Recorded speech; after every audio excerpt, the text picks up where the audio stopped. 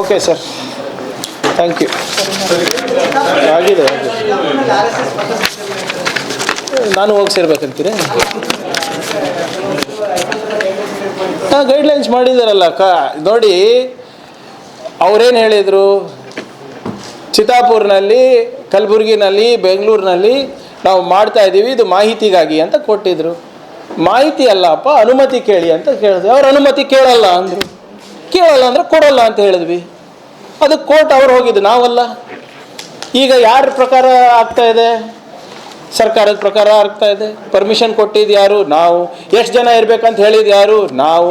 ಯಾವ root follow ಮಾಡ್ಬೇಕಂತ ಹೇಳಿದ್ದು ಯಾರು? ನಾವು. ಯಾರ್ಯಾರು ಇರಬೇಕು ಅಲ್ಲಿ ಅಂತ ಹೇಳಿದವ್ರು ಯಾರು? ನಾವು. ಮತ್ತು ಇದರಲ್ಲಿ ಗೊಂದಲ ಏನಿದೆ? ನಾವು ಮಾಡಬೇಡಿ ಅಂತ ಎಲ್ಲಿ ಹೇಳಿದ್ದೀವಿ? ಅನುಮತಿ ಕೇಳ್ರಪ್ಪ ಅಂತ ಹೇಳಿದ್ದೀವಿ.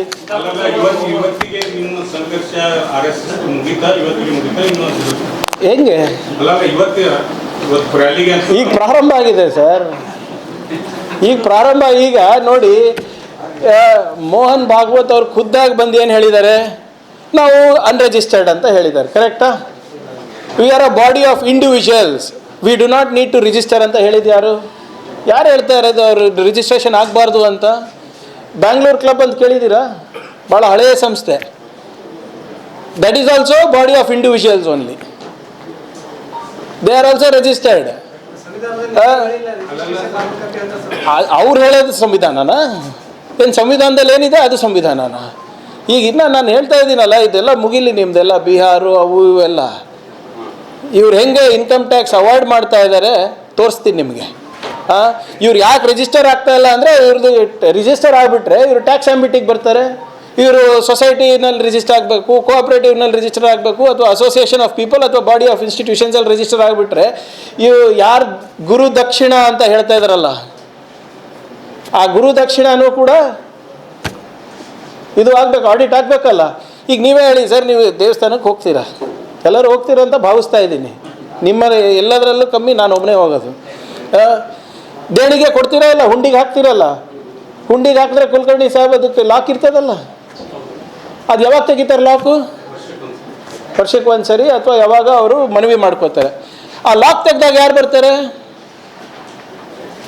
ಅಧಿಕಾರಿಗಳು ಬರ್ತಾರೆ. AC ಇರ್ಬೋದು, ಅಲ್ಲಿ ಲೋಕಲ್ ಅಥಾರಿಟೀಸ್ ಇರ್ಬೋದು, ಬಂದುಬಿಟ್ಟು ಎಲ್ಲರ ಸಮ್ಮುಖದಲ್ಲಿ ಎಣಿಸ್ತಾರೆ. ಎಣಿಸ್ಬಿಟ್ಟು ಎಷ್ಟು ಬಂದಿದೆ ಅಂತ ಹೇಳ್ತಾರೆ. ಅದು ವಾಪಸ್ ಅವ್ರಿಗೆ ಕೊಡ್ತಾರೆ. ಹೌದಾ? ಅಸೆಸ್ ಆಗುತ್ತೆ ದುಡ್ಡು ಎಷ್ಟು ಬಂದಿದೆ, ಎಷ್ಟು. ಯಾವ ದೇಶದಲ್ಲಿ ದೇವ್ರಿಗೆ ಆಡಿಟ್ ಮಾಡ್ತೀರಾ, ದೇವ್ರಿಗೆ ಅಸೆಸ್ ಮಾಡ್ತೀರಾ, ದೇವರ ದೇಣಿಗೆಗೆ ಅಸೆಸ್ ಮಾಡ್ತೀರಾ, RSSಗೆ ಅಸೆಸ್ಮೆಂಟ್ ಇರೋದಿಲ್ವಾ? ಯಾರು ಹೇಳಿದ್ದು? ಅವ್ರು ಹೇಳಿದ್ದೆಲ್ಲ ನಾವು ಕೇಳ್ಕೊಂಡಿರ್ಬೇಕಾ? ಯಾವುದೋ ಒಂದು ಕೇಸ್ ರೆಫರ್ ಮಾಡಿದ್ರು. ಆ ಕೇಸ್ ಏನಿದೆ ಗೊತ್ತಾ? ಬಹುಶಃ ಯಾರೋ ಹಿಂಗೆ ಹೇಳೋಕೆ ಕೊಟ್ಟಿರಬೇಕು, ಅದೇ ಓದಿರ್ಬೇಕು ಅವರು ಕೂಡ. ಎಲ್ಲನೂ ಕೂಡ ನಾನು ಹೇಳ್ದಂಗೆ ಕೊಡ್ತೀನಿ. ಇಲ್ಲಿ KKRDB ದುಡ್ಡು ಹೆಂಗೆ RSS ಅವರು ಲೂಟಿ ಹೊಡೆದಿದ್ರು, ಅದನ್ನು ನಿಮ್ಗೆ ಸಾಕ್ಷಿ ಸಮೇತ ಇನ್ನೂ ಒಂದು 15-20 ದಿನದಲ್ಲಿ ಕೊಡ್ತೀನಿ ನೋಡಿ. ಯಾವಾಗ ಗೊತ್ತಾಗ್ತದೆ ನಿಮಗೆ ಇವ್ರು ಎಷ್ಟು ದೊಡ್ಡ ದರೋಡೆಕೋರರು ಅಂತ. ಇವರು ನೀವು ಹೇಳ್ತಾ ಇದ್ದೀರಲ್ಲ, ಮತ್ತು ಈಗ ಅಷ್ಟೊಂದೆಲ್ಲ ಹೇಳಿದ್ರಲ್ಲ, ಪ್ರವಚನ ನೀಡಿದ್ರಲ್ಲ 4 ತಾಸು 5 ತಾಸು, ಎಲ್ಲ ಬರೀ ಶುದ್ಧ ಸುಳ್ಳು. ನಿಮಗೆಲ್ಲ ವಿತ್ ಡಾಕ್ಯುಮೆಂಟ್ಸೇ ಕೊಡ್ತೀನಿ ನಾನು. ಸೊ ಅವ್ರು ಪಥಸಂಚಲನ ಮಾಡಲಿ, everybody is free to do it. Seek permission, follow the rule of the land. ಏನಾಯ್ತು ರೀ? 3 ಲಕ್ಷ ಜನ ಸೇರಿಸ್ತೀನಿ ಅಂದಿದ್ರಲ್ಲ, ಎಷ್ಟು ಜನ ಬಂದ್ರಿ ಈಗ?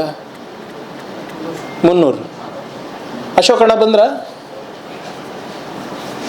ಅಶೋಕಣ್ಣ ಬರ್ತೀನಿ ಅಂದಿದ್ರಲ್ಲ, ನಿಮ್ಮ ವಿಜೇಂದ್ರ ಅವ್ರು ಬಂದ್ರ? ಅವ್ರು ಬಿಡಿ, ಕಲಬುರ್ಗಿದಿಂದ ಹೋದ್ರ ಯಾರನ? ಇವಾಗೆಲ್ಲ ಈಗಲೇ ಹೇಳತ್ತೀನಿ ಅವರಿಗೆ, ದಯವಿಟ್ಟು ನಮ್ಮ ಮಾಧ್ಯಮ ಸ್ನೇಹಿತರು ಸ್ವಲ್ಪ ಎಚ್ಚೆತ್ಕೋಬೇಕು. ಅಲ್ಲಿ ಏನಾದರೂ ಹೆಚ್ಚು ಕಮ್ಮಿ ಆದರೆ ಅವರೇ ಜವಾಬ್ದಾರಿ. ಯಾಕಂದರೆ ಇಲ್ಲಿಂದ ಯಾರೂ ಹೋಗೋಕ್ಕಾಗಲ್ಲ. ಅಲ್ಲಿ ಯಾರನ್ನ ಸಿಕ್ಬಿದ್ರೆ, ಕಲಬುರ್ಗಿದವ್ರು ಇರ್ಬೋದು, ಬೀದರ್ದವ್ರು ಇರ್ಬೋದು, ಯಾದಗಿರವ್ರು ಇರ್ಬೋದು, ಬೆಂಗಳೂರದವ್ರು ಇರ್ಬೋದು, ಸಿಕ್ಬಿದ್ರೆ it is a violation of the court direction. ಅವ್ರು ಹೇಳ್ಬೋದು, ಅವ್ರು ಹೇಳೋದು ಅವರು ದೇಶಭಕ್ತರ, ಅವರೇ ದೇಶಭಕ್ತರಂತನೂ ಅವರೇ ಹೇಳೋದಲ್ಲ, ಅವರೇ ಹೇಳೋದು. ಸಂಘರ್ಷ ಏನಿಲ್ಲ ಸರ್, ಅವ್ರು ತಾನೇ ಹೇಳಿದ್ದು ಈ ಡೇಟಿಗೆ ಮಾಡೇ ಮಾಡ್ತೀವಿ ಅಂತ ಹೇಳಿದರು. ಯಾವ ಡೇಟ್ ಅದು?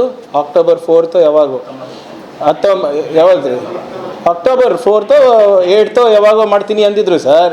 ಇವಾಗ ಯಾವ ಡೇಟು? ಈಗ ಯಾವ ಡೇಟು? November 16th. ಮನ್ಸು ಮಾಡಿದರೆ ನಾನು ಹುಟ್ಟು ಹಬ್ಬಕ್ಕೆ ಕೊಡಿಸ್ತಾ ಇದ್ದೆ ಅವರಿಗೆ.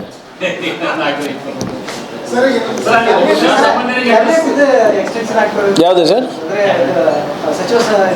ನಿನ್ನೆ ಮುಖ್ಯಮಂತ್ರಿಗಳು ಭಾಳ ಸ್ಪಷ್ಟವಾಗಿ ಏನು ಹೇಳಿದ್ದಾರೆ ಹೇಳಿ, ಬರೀ ಮೀಡಿಯಾನಲ್ಲಿರೋದು ನಾವು ಚರ್ಚೆ ಮಾಡಿಲ್ಲ ಅಂತ ಹೇಳಿದಾರಲ್ಲ. ಸಿ ಎಂ ಹೇಳಿದ್ಮೇಲೆ prerogative of the cabinet is of the chief minister ಅಷ್ಟೇ. ಭೇಟಿ ಆಗಲಿ, ಅದಕ್ಕೇನಂತ. ಈಗ ನಾಳೆ ಪ್ರಧಾನಮಂತ್ರಿ ಅವರು ಅಪಾಯಿಂಟ್ಮೆಂಟ್ ಕೊಟ್ಟಿದ್ದಾರೆ. ಯಾವುದು ಕರ್ನಾಟಕ ಇದೆಲ್ಲ ನೀವು ಹೇಳ್ದಂಗೆ ಕಬ್ಬು ಬೆಳೆಗಾರರದು ಮತ್ತು ನಮ್ಮ ಜಲ್ ಜೀವನ್ ಮಿಷನ್ದು ಅವೆಲ್ಲ ಒಂದು 2-3 ವಿಚಾರಗಳನ್ನು 4-5 ವಿಚಾರಗಳನ್ನು ಮುಖ್ಯಮಂತ್ರಿಗಳ ಜೊತೆ ಚರ್ಚೆ ಮಾಡ್ತಾ, ಪ್ರಧಾನಮಂತ್ರಿಗಳ ಜೊತೆ ಚರ್ಚೆ ಮಾಡೋಕ್ಕೆ ಹೋಗ್ತಾ ಇದ್ದಾರೆ. ಹಾಗೆ ಖರ್ಗೆ ಸಾಹೇಬ್ರಿಗೆ ಕೂಡ ಬ್ರೀಫ್ ಮಾಡ್ತಾರೆ, ಕರ್ನಾಟಕದಲ್ಲಿ ಯಾವ ವಿಚಾರಗಳನ್ನು ಪ್ರೈಮ್ ಮಿನಿಸ್ಟರಿಗೆ ಹೇಳ್ತೀವಿ ಅಂತ. ಆಮೇಲೆ ಸಹಜವಾಗಿ ಎಲ್ಲನೂ ಮಾತಾಡ್ತಾರೆ.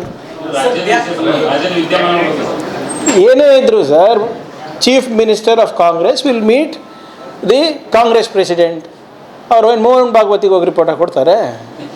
ಎಷ್ಟು ಕಾಂಗ್ರೆಸ್ಸಿಗೆ ಹೇಳ್ಬೇಕಲ್ಲ, ಮೋಹನ್ ಭಾಗವತ್ ಅವ್ರಿಗೆ ಹೋಗಿ ಕೇಳ್ತಾರಾ?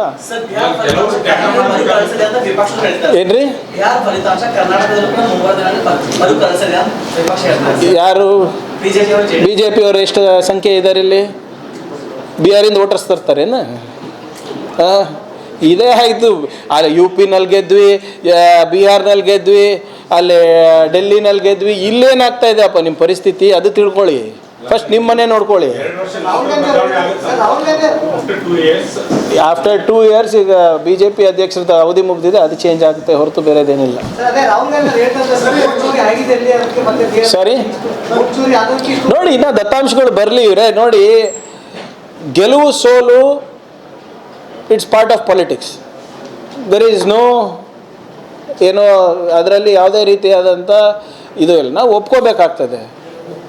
ಆದರೆ ಈ ಫಲಿತಾಂಶ ಏನು ಬಂದಿದೆ ಅಲ್ಲ, strike rate of 80%, 90%, that is not believable ಅಂತ ಇರೋದು. ಇಷ್ಟೊಂದು ಆ್ಯಂಟಿ ಇನ್ಕಂಬೆನ್ಸಿ ಇರ್ಬೋದು, ಬೇರೆ ಬೇರೆ ರೀತಿಯಾದಂಥ ಇಶ್ಯೂಸ್ ಇರ್ಬೋದು, ಅದ್ರ ಮೇಲೆ ಅಷ್ಟೆಲ್ಲ ಇದ್ರೂ ಕೂಡ ಇವರು ಇಷ್ಟು ಬರೋದು ನನಗೆ ವೈಯಕ್ತಿಕವಾಗಿ ನಂಬಿಕೆ ಇಲ್ಲ. ನಾನು ಸೋಲು ಒಪ್ಕೊಂಡಿದ್ದೀವಲ್ಲ ಸರ್, ಖರ್ಗೆ ಸಾಹೇಬರು ಸೋತಿದ್ದಾರೆ, ಒಪ್ಪಿಲ್ವ ನಾವು? ಈ ಡಿಫ್ರೆನ್ಸ್ ಹೇಳ್ತಾ ಇರೋದು. ಐ ಆಮ್ ನಾಟ್, ಈಗ ನಾವು ಸ್ವಲ್ಪದ್ರಲ್ಲಿ ಸೋತಿದ್ರೆ ಐ ಅಂಡರ್ಸ್ಟ್ಯಾಂಡ್. ಈ ವ್ಯತ್ಯಾಸ ಏನಿದೆ ಅಲ್ಲ, I am not able to understand. ದತ್ತಾಂಶಗಳು ಬರಲಿ, ಅದಾದಮೇಲೆ ಹೇಳ್ತೀವಿ. ಈಗ ಮಹದೇವಪುರದಲ್ಲಿ ಏನಾಯಿತು? ಫರ್ಗೆಟ್ ಮಹದೇವಪುರ ಸರ್, ಇಲ್ಲಿ ನಮ್ಮ ಜಿಲ್ಲೆನಲ್ಲಿ ಏನಾಯ್ತು? ಆಳಂದು 6,000 ಜನರಿಗೆ ಇವ್ರು ಡಿಲೀಟ್ ಮಾಡಬೇಕಾದ್ರೆ ಬರೀ only 24 people are genuine. Prove ಆಗಿದೆಯಾ? ಅದು ಅರೆಸ್ಟ್ ಆಗಿದೆಯಾ? SIT ರಿಪೋರ್ಟ್ ಬರುತ್ತೆ, ಅವಾಗ ನಿಮಗೆ ಗೊತ್ತಾಗುತ್ತೆ. ನಾವು ಬಿಹಾರ್ದು ಮಾತಾಡೋದು ಬಿಟ್ಬಿಡಿ, ಆಳಂದಲ್ಲಿ ಏನು ನಡೀತು, ಮಹದೇವಪುರದಲ್ಲಿ ಏನು ನಡೀತು, ಇವೆಲ್ಲಗಳು ನಾವು ಸಾಕ್ಷಿ ಸಮೇತ ನಾವು ಕೊಡ್ತೀವಿ. ಅವಾಗ ನೀವೇ ಆಲೋಚನೆ ಮಾಡಿ ಏನೇನು ಆಗ್ತಾ ಇದೆ ಇದರಲ್ಲಿ. ಎಲೆಕ್ಷನ್ ಕಮಿಷನ್ ಪಾತ್ರ ಎಷ್ಟಿದೆ? ಅಲ್ಲಿ ತೆಲಂಗಾಣನಲ್ಲಿ ರೈತ ಬಂಧು ಸ್ಕೀಮನ್ನು ನಾವು ಅವ್ರು ಕೊಡಬೇಕು ಅಂದಾಗ ಮಾಡೆಲ್ ಕೋಡ್ ಆಫ್ ಕಾಂಡಕ್ಟ್ ಇದೆ ಅಂದ್ಬಿಟ್ಟು ನಿಲ್ಲಿಸ್ತಾರೆ. ತಮಿಳ್ನಾಡಿನಲ್ಲಿ ನಿಲ್ಲಿಸ್ತಾರೆ. ಇಲ್ಲಿ ನವೆಂಬರ್ 7ನೇ ತಾರೀಕು ಚುನಾವಣೆ ಇದ್ರೂ ಅಪ್ ಟು ಅಕ್ಟೋಬರ್ 30th ಅದು ಮುಖ್ಯಮಂತ್ರಿ ಮಹಿಳಾ ರೋಜ್ಗಾರ್ ಯೋಜನೆದು ಬಿಡುಗಡೆ ಮಾಡ್ತಾರೆ. 10,000 14,000